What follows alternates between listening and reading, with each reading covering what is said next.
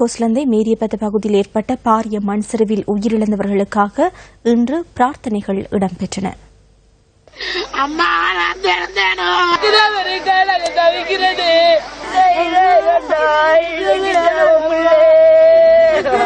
மேரியபத்தவில் மண் சரிவு ஏற்பட்ட பகுதியில் இன்று காலை 37 மோட்ச விளக்குகள் ஏற்றப்பட்டு அஞ்சலி செலுத்தப்பட்டது.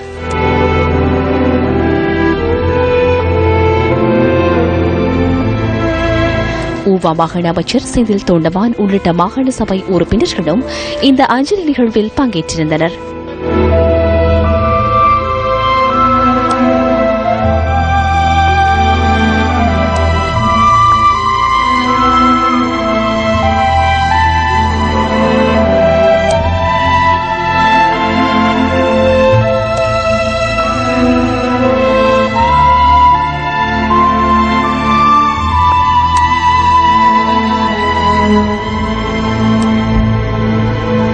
இதேவேளை பூனாங்கலை தமிழ் மகா வித்தியாலயத்தில் சர்வபத பிரார்த்தனைகள் இடம்பெற்றன.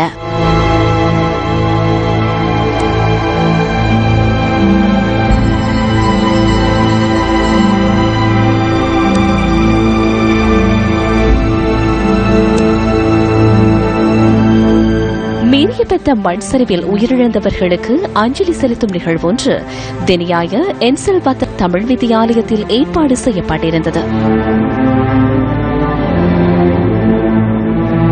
ஆசிரியர்கள் மற்றும் மாணவர்கள் உயிரிழந்தவர்களுக்காக மெழுகுவர்த்தி ஏந்தி மௌன அஞ்சலி செலுத்தி பிரார்த்தனையில் ஈடுபட்டனர்.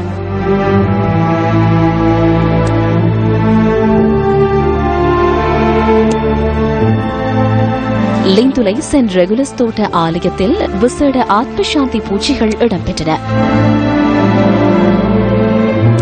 அதனைத் தொடர்ந்து பாதிக்கப்பட்ட மக்களுக்கு உடனடியாக வீடுகளை அமைத்துக் கொடுக்க வேண்டும் என்று வலியுறுத்தி தோட்ட மக்களால் பேரணி ஒன்று முன்னெடுக்கப்பட்டது. இதன்போது மலேகத்தில் மண் சரிவு ஏற்படும் இடங்களை இனங்கண்டு பாதுகாப்பான இடங்களில் மக்களுக்கு வீடுகளை அமைத்துக் கொடுக்குமாறும் கோரிக்கை விடுக்கப்பட்டது.